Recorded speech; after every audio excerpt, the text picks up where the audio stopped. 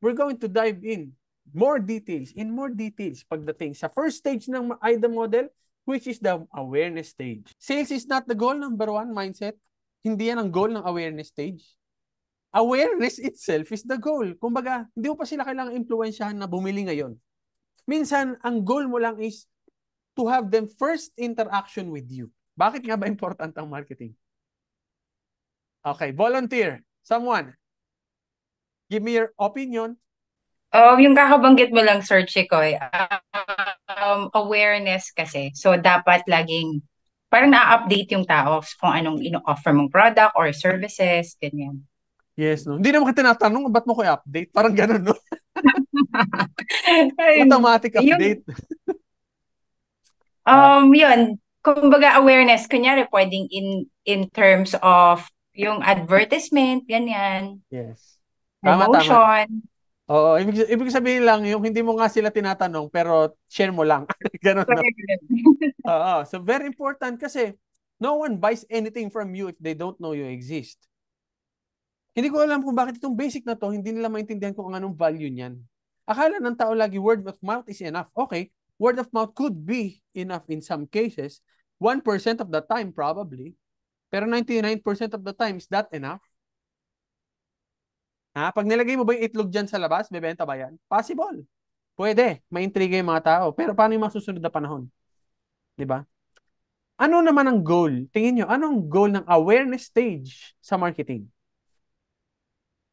Oh, Earl, ikaw, ano tingin mo ang goal ng awareness stage?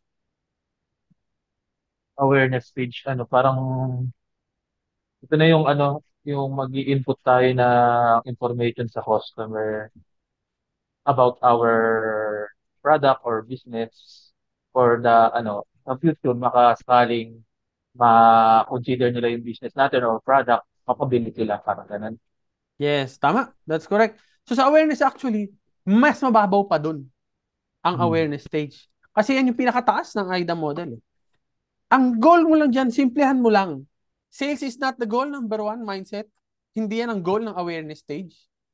Awareness itself is the goal. Kumbaga, hindi mo pa sila kailangang impluwensyahan na bumili ngayon. Minsan, ang goal mo lang is to have them first interaction with you. Yun lang, first interaction. And always, i-relate natin ng marketing sa panliligaw. Masaming mga lalaki nakaka-relate kami. At syempre sa babae din. Hindi mo gugustuhin na unang kita mo pa lang, hi, ang ganda mo naman. Pwede mo pakasalan mo ako? Well, at least ang mindset niya, ikasal, no? Hindi yung fling-fling lang, di ba? Pero, weird yun. Tama ba, ma'am? Since ikaw lang ang Opo. ating, the only rose in the thorns. At tama ba yung, ano, di ba? Sobrang weird nun. Always remember, dapat marunong ka rin manligaw, ma'am, no rin, kahit babae ka. Kasi negosyante ka eh, liligawan mo yung customer. All you have to do is just, minsan, ang goal mo lang is to establish your presence. Malaman lang muna ng tao na, ay, may ganun pala. No? Ay, minsan nga, subconscious pa yung attack. Subconscious lang minsan na may dumadaan sa paligid nila pero hindi nila pinapansin. Pwede rin yun. Minsan naman, conscious din ang atake. Anong example ng conscious attack? Pagdating sa awareness, magbigay ka ng flyers. Nag-bye-bye ka, binigyan mo ng flyers. That's very conscious way to make them aware that you exist. Mga unconscious ways, ano yon? May tarpaulin sa labas. Hindi mo naman inabot sa kanila yun. Eh. Ano? May mga, may riders kami sa labas. Mga unconscious ways. Marami pa akong isi-share mamayang mga examples ng unconscious ways. Pero iba dyan, ano pa mga mga goals pagdating sa awareness. In the awareness stage, the primary goal talaga is to capture attention, to make people notice you. Siyempre, para ma-build yung brand recognition mo. Yan ang isa sa mga bagay na talagang pinababayaan ng mga small merchants. Wala silang pakialam sa brand nila. So, wala kang ngayon silbi after 2 years, after 3 years. Kasi huyo ka. No? Education din minsan. Sa negosyo namin, education is very big part. Kasi hindi naman automatic sa mga tao dito sa amin ang dati umu-order through online, through Facebook, through application. Di ba? Hindi sila sanay. So that's part of it, education and creating curiosity. Curiosity is one of the biggest part ng awareness. Kasi curiosity will push your business to the next stage. Ano ulit yung next stage? Interest. Without curiosity, Paano mo i-build ang curiosity kung hindi sila magiging aware about you? Kung kada labas nila, may nakikita silang yellow and violet, o may nakikita silang bumibili sa tindaang kinakainan nila. Those are unconscious ways to establish the presence of Kuko Express. Pero paano mo mabibuild yung curiosity kung walang ganon, di ba? Paano mo mabibuild yung trust kung hindi ka nila nakikita at hindi ka nila nararamdaman? Would you ever trust anyone na ngayon mo lang nakita? Hindi trust ang tawag doon. Naive. Pagiging naive, ang pagtiwala sa taong hindi mo naman nakikilala, kapakasalan mo agad, di ba? So, yan ang ating goal pagdating sa awareness stage. Always remember that a strong awareness foundation sets the stage for deeper engagement in the next time na magkausap o makita mo sila.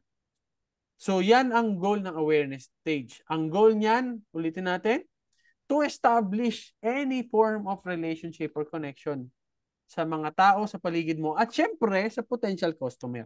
Hindi lang kung kani-kanino. Always remember the value na ipapakita mo yung pagmamahal mo sa taong mahal mo. Diba? Alam mo, ipakita mo yung pagmamahal mo sa taong wala namang pakialam sa'yo. Diba? O di kaya wala man lang kinalaman doon sa goal mo. Kung ang goal natin ngayon ay ligawan si Ma'am Norin, eh dapat si Ma'am Norin ang makaalam. Diba? Hindi yung kapitbahay niya. Kasi wala namang pakialam yun. Diba? So what are the next na kailangan nating i-establish dito ay yung tinatawag na touch points. Alam mo na ngayon yung goal mo. So paano mo i-build yun? Anong gagawin mo? Kailangan mong magplano. Hindi ka magma-marketing randomly. Kung gusto mong mapasagot ang isang customer, kailangan may steps yun. Always remember, one of the hardest part ng manliligaw yung straight to the point na gusto mo agad sabihin sa kanya, napakakasalang kita. No? Hindi. Kailangan may steps. Ano yung first step? Existence. Paano mo gagawin? Anong actions ang gagawin mo? Diba? Pwedeng mag-work yung trotropahin mo yung kaibigan, tapos yung kaibigan ang mag-work out para sa inyong dalawa. No, pwede ring direct subconscious attack ka nga. Basta ang mahalaga dapat may plano. Planado. No? Well, negosyo naman to. So mas magandang pinaplano talaga. Iaalamin mo kung ano ba yung dapat na may experience ng customer. So example natin yung Sanggipsal kanina. 'Di ba? Ang ginagawa nila sa Sanggipsal after nilang magpakain ng halos libre, gumastos ng 1,750 per tao, unconsciously yun ang ginastos nila, hindi nila alam na yun pala yung cost noon. Ngayon alam na nila, no? So, gagawin mo after nilang ma-experience mula sa posting, mula sa pag-contact sa inyo, ano ang dapat nilang mararamdaman? Sineset up nyo na yan dapat sa branding niyo. Alam nyo na dapat agad kung ano yung feeling and approach sa branding ninyo. Pagpasok nila sa store, anong feeling? Wala palang kapakipakialam yung mga tao doon. Naku, napakasusungit pala. Yun yung reklamo na ipon sa'yo. So, imbis na magkaroon ka sana ng next step for the customer, hindi mo na alam kasi hindi mo pinlano na, ay, dapat pala planado yung pagpasok ni customer dito. Dapat pala tinatawag namin siya ng Japanese kasi Japanese business pala kami. No? Dapat pala gumagawa ako ng paraan na every time na may touch points ako sa customers ko, eh, tatatak ka na. Japanese store ka, may business kami, food business, sa pangalan Natsuki, o Japanese yun. Hindi man lang makatawag ng konnichiwa. Yun lang yung Japanese word na kailangan lang matutunan. Hindi pa masabi. Bakit? Nahihiya po kasi ako, hindi naman po kasi Tagalog yun. Eh, buwisit. Paano natin mame-maintain yung ating branding sa customer? Wala na tayong pakialam kung naiintindihan nila yun.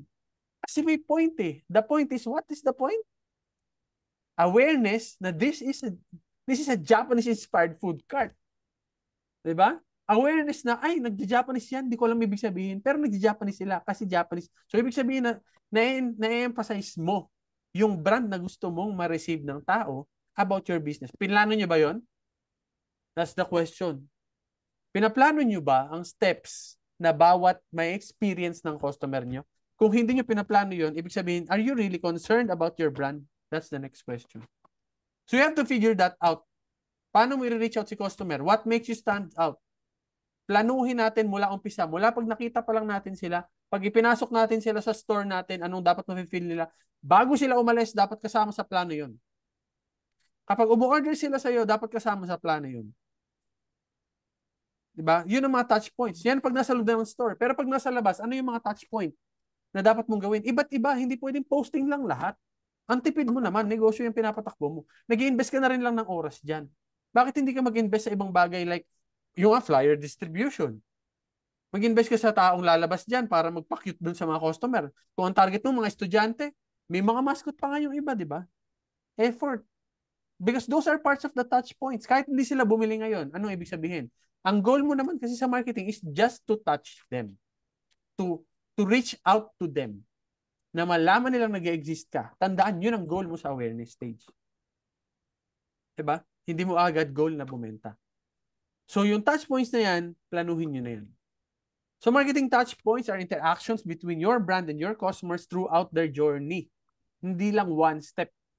Whether online or in person, these touch points includes everything from clicking on an ad, pwede sa ads, reading a blog post, talking to a sales rep. Everything plays a crucial role sa pag-guide ng potential customer from being strangers to becoming a loyal buyers. Lahat yun. You have to understand your customer's behavior, optimize your campaigns, make plans, organize, arrange. Ano yung first na dapat niya munang marinig from you? Diba? And planuhin mo kung paano yung magiging short path nila para sure na mag-workout. Wait lang, naka-share screen ba ako? Hindi. Simula kanina pa, hindi. Hindi. Hindi po, Hindi po. sir. Sayang effort dito ah. Sayang effort sa slides ah. Okay, wait lang. Kayo talaga, hindi nyo sinasabi. Pero giyang naman ako. Anyway, kumusta? Are you enjoying the first part of our marketing training? First part pa lang yan. Yes, sir. Mga paring ko eh. Okay, wait lang ha. Pambira.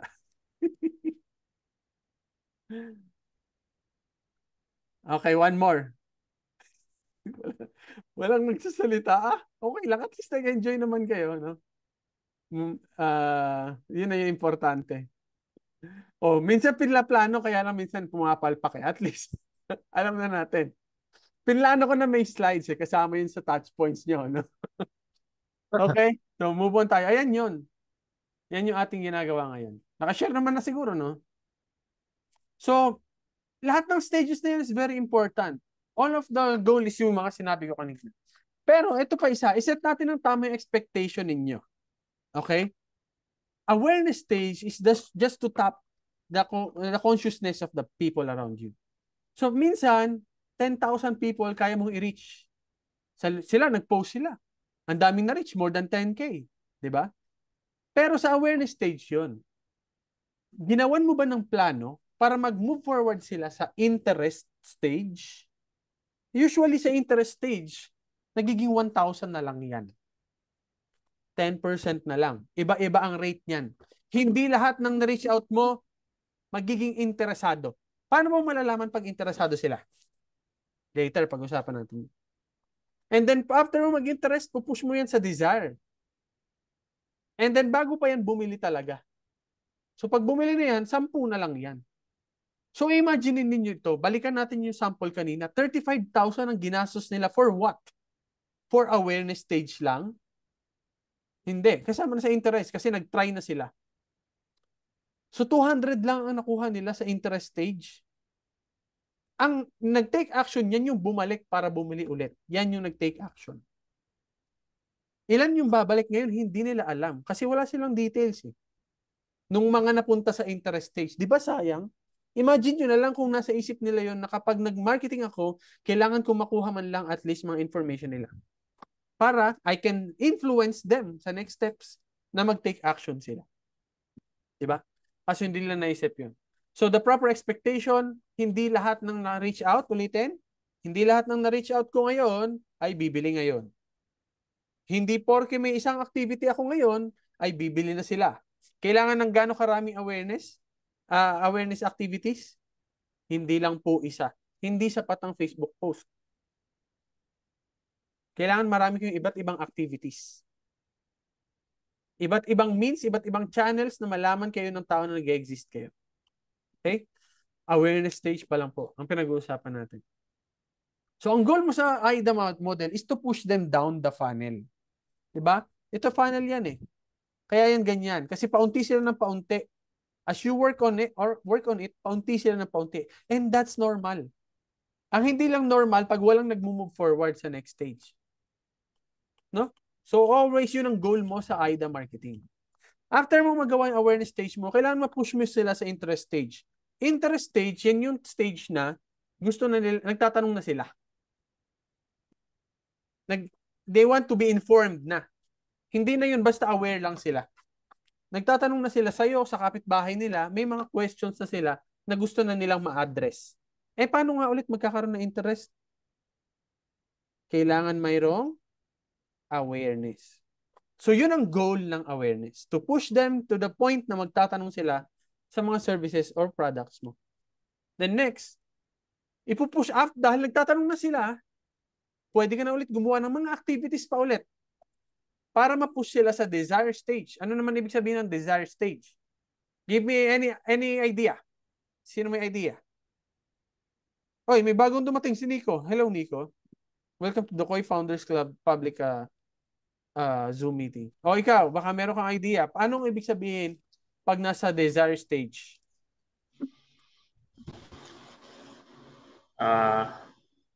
Wala pa po idea ngayon, kapapasok ko lang. Kapapasok mo lang. Pare Patay ko, tayo. Sige. in-invite ko pala yan, kuya ko.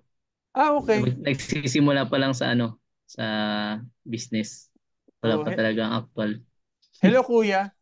Welcome, Hello. welcome. Pare Koy, ang tawagin natin dito, Pare Koy, tas this is a Koi Founders Club. O sige, dahil Okay. kuya mo, save mo yung kuya mo, Nicole. Ano tingin mo? Ibig sabihin, ang meron sa desire stage, how can we describe a person na nasa desire stage na siya? Siguro yung sa amin kasi siguro nagpo-fall down yan sa sa nag-fill out ng forms, nagbigay ng number, nagbigay ng email. Tapos kasi sample ko lang yung sa amin Okay, go. yung sa amin kasi yung pag nalaman namin interesado, nagbibigay kami ng parang may 5 silang sasagutan. Ano yung size, sukat, yung deserve nilang Tapos pag nag-fill out sila nun, automatic, interesado talaga sila. So, parang ganun. May desire na. No? So yun yung tama. Yes. Pwede yun. Pag nag-fill up na sila, kasi may action na eh. Hindi na sila basta nagtatanong lang. Meron na silang details, ito na yung gusto ko. Pero hindi ibig sabihin nun, bibili na sila ngayon. Most probably lang, basta ang stage nito kapag nagkaroon na sila ng, sige, paano ko ma-avail yung product o service mo? Pag nandun na sila sa stage na ganun na yung nararamdaman nila, that's already called desire stage. Ibig sabihin, konting push na lang. Minsan, may mga parts na hindi nagtutuloy, di ba? Kahit masendan mo sila ng details. Meron pa rin. And your next goal after that is, syempre, ma-nurture nyo sila. Meron kayo dapat program para ma-push sila to try, buy, and kung ano man na pwede lang gawin sa yung product. Kailangan hindi pwede maghihintay ka lang. That's one of the mistakes talaga ng mga small business owners. Akala nila dahil hindi nag-fill up si customer pero hindi nag-proceed, baka ayaw niya talaga. Hindi ganun yun, mga pare ko at mare ko. Kailangan lang nila ng konting nurturing pa. Nurture. Para maunawaan at maintindihan nila kung ano ba talaga yung tinitake nila at ano ba yung nami-miss out nila.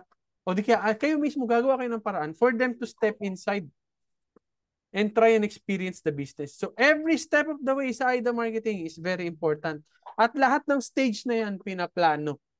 So you have to start figuring out ano ba yung dapat na gagawin ninyo. Diba? So move forward pa tayo. Wait lang, ito yung display ko kanina. So, alam nyo na kung ano yung touch points. Identify nyo na, kanya-kanya yan, bawat stage. Dapat lahat yan may touch points. So, kailangan nyo din i-track yung progress. Tanong ko kay Earl, kay Nicole pala, since siya na yung last na nag-example. Natatrack nyo ba kung ilan yung nag-inquire, ilang porsyento ang nagpo-proceed? Mm-hmm. May bilang kayo? Yung sa amin po kasi, medyo kasi mahal yung sa amin. Mm-hmm. Siguro sa mga 200 messages, minsan naka-close kami ng 2 o 1. 2 o 1. So, ibig sabihin, that's 1% or 0.5%. Yes. So, ang goal nyo ngayon is to track that. Alamin nyo yan. Bakit yung kailangan alamin? Buti nga may alam. Very good si Nicole. Alam nila yung percentage nila.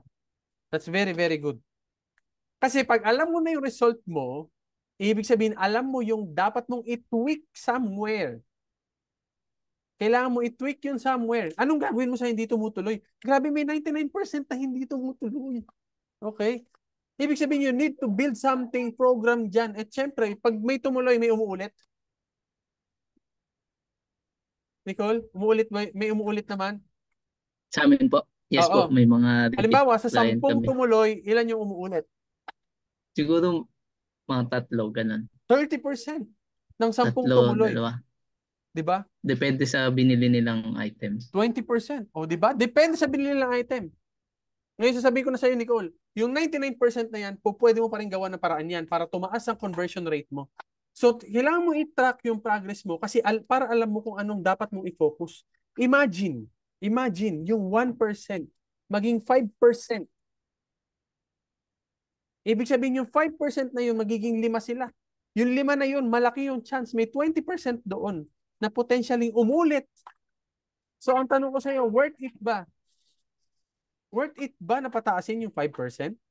Ay, yung 1%? Worth it na worth it. Worth it na worth it. Ngayon kasi hindi, meron ba kayong programa para mapataas yung 5% maliban sa pag-accept doon sa contract? O mahirap na silang balikan? Yung sa amin po. Oo. Medyo may alam po kasi kami sa Facebook advertising. So, ano po, ang ginagawa namin, nagkakaroon kami ng retargeting. Tapos yung Sa follow-up. ads, through ads. Yes. Yes, pero maganda yun. Nurturing program din yun. Other than that, meron pa tayong ibang nurturing program? Nagsisend kami ng discount sa kanila. Wow, nice. So may follow-up pa kayo?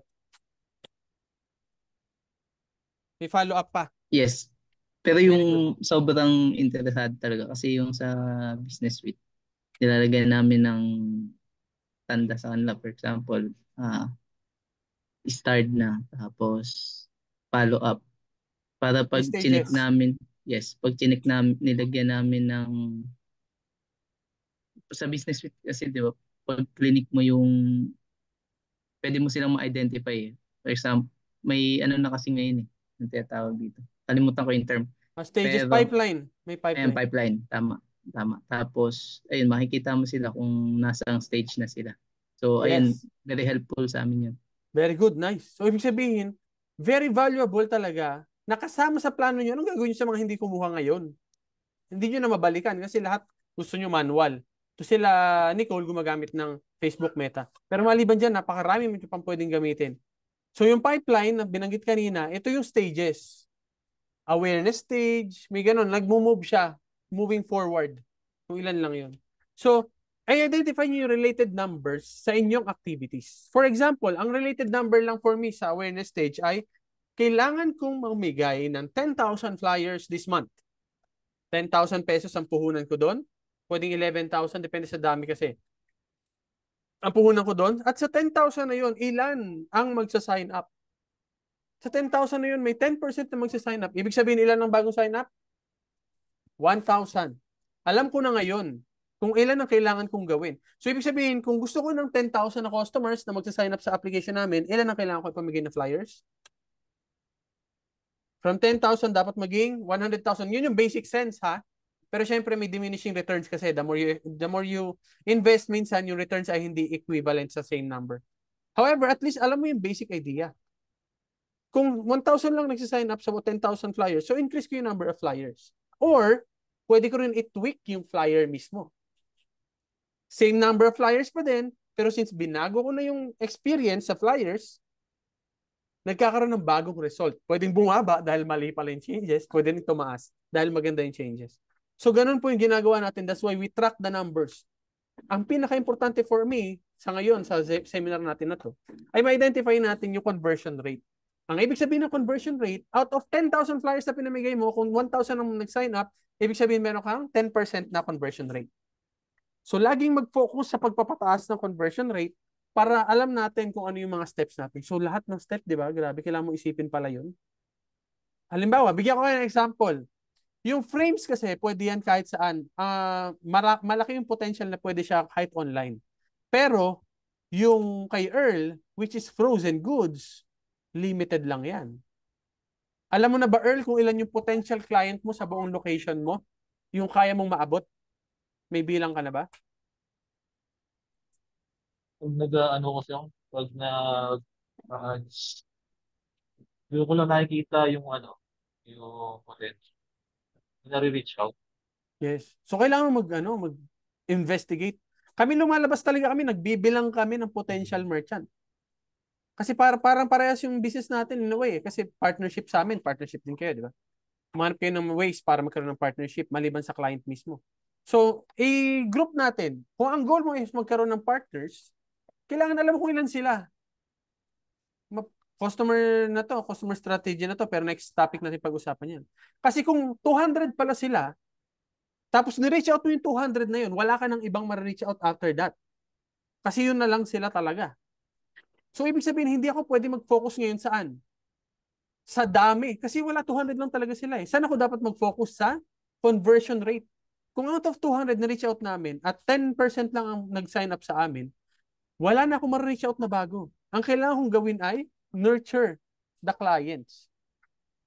I-build up sila para yung 20 madagdagan, maging 30, maging 40. Possible na may madagdag ng mga bagong businesses.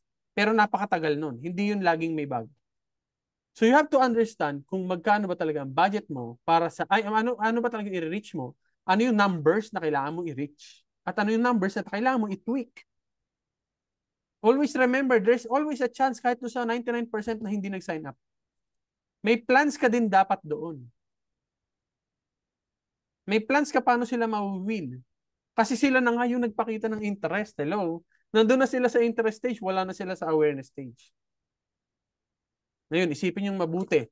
Ano ba yung dapat yung gawin? Para mapataas nyo yung movement na yun. So, ito yung marketing flow na pwede natin pag-aralan. Merong mga manual, online and offline activities na pwede nyong gawin. Hindi lang laging online lang. Sa amin, we do a combination of everything. So lahat ng ipapakita ko sa inyo, ito lahat ng ginagawa namin just to increase the chances na mag-convert sila into partnering with us. For example, flyers and speaker. This is, una, direct yung flyers. Pero sa customer namin yan binibigay.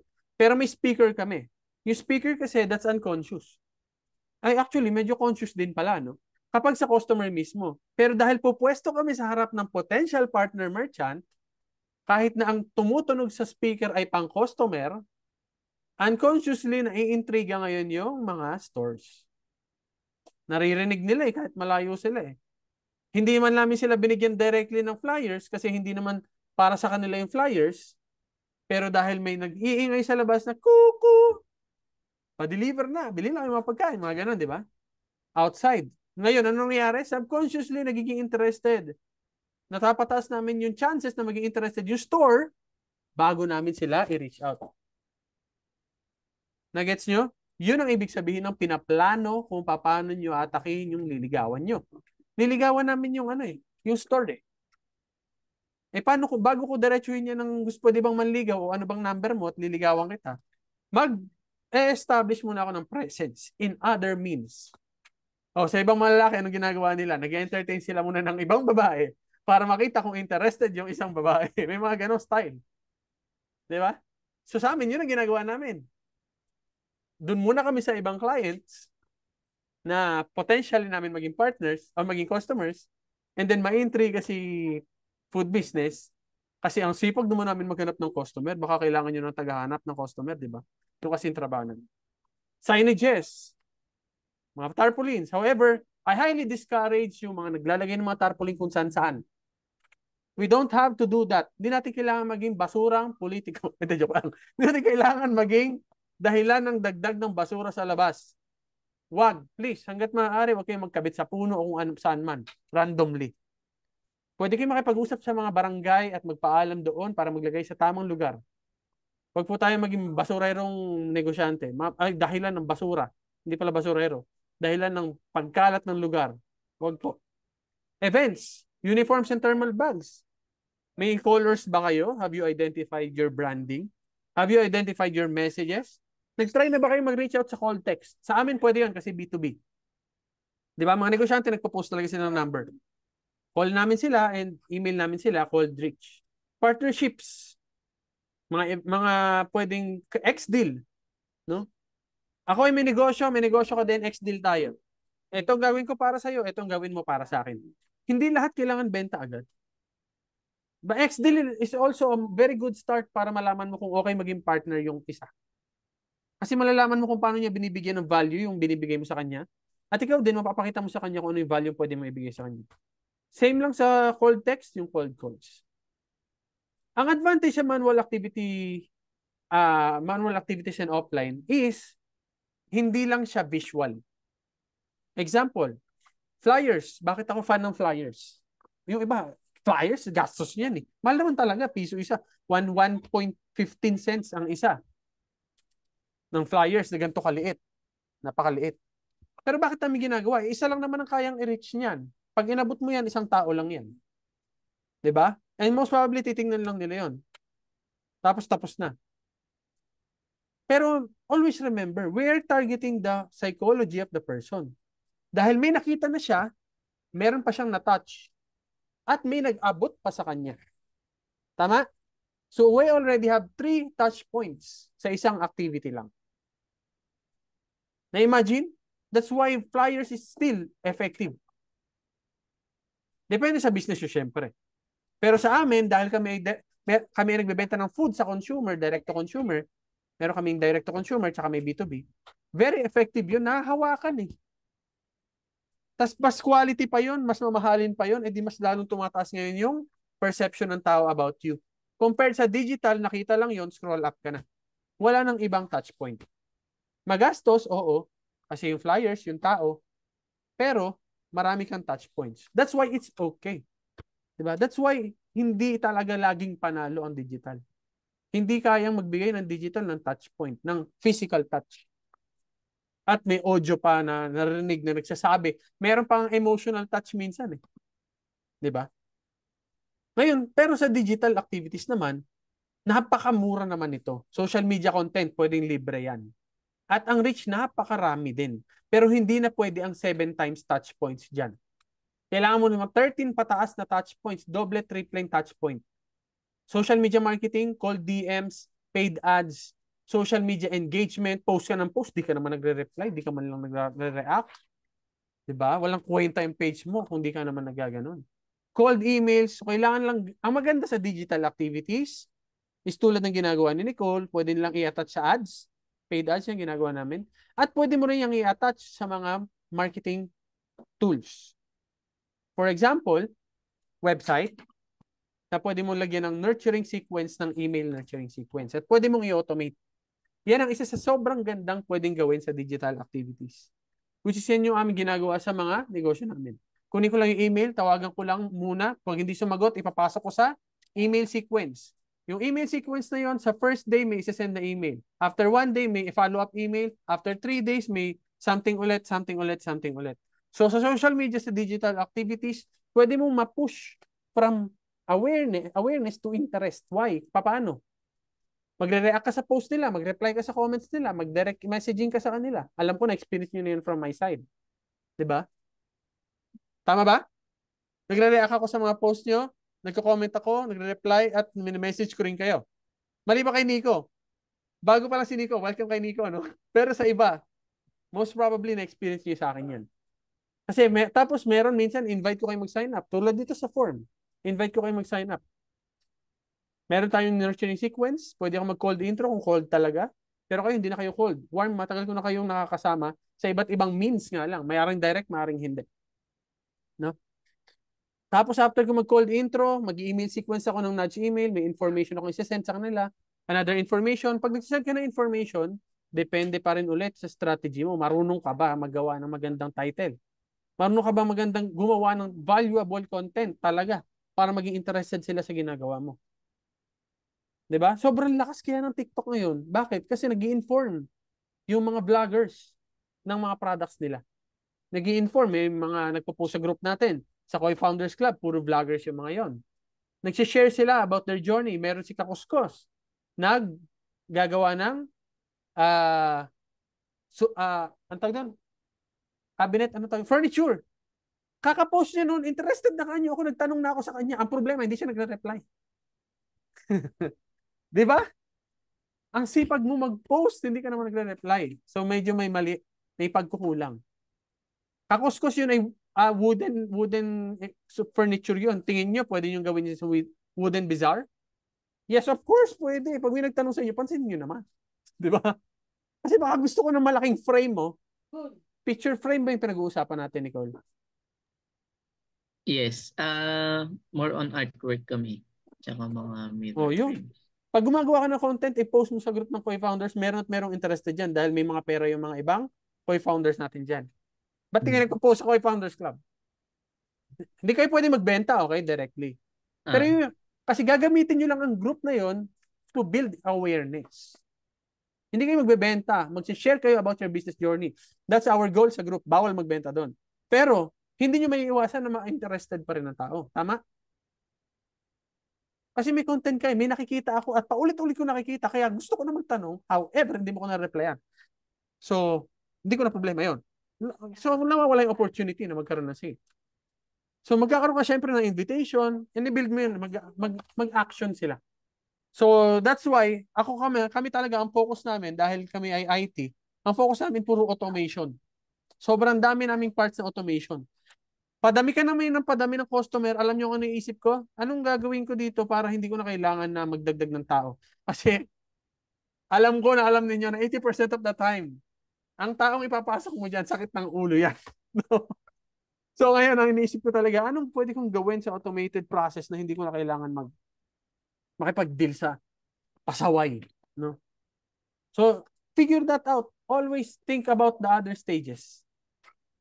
Mula sa awareness stage, anong gagawin ninyo? And always remember, nasa actions nyo talaga ang magiging result ng negosyo.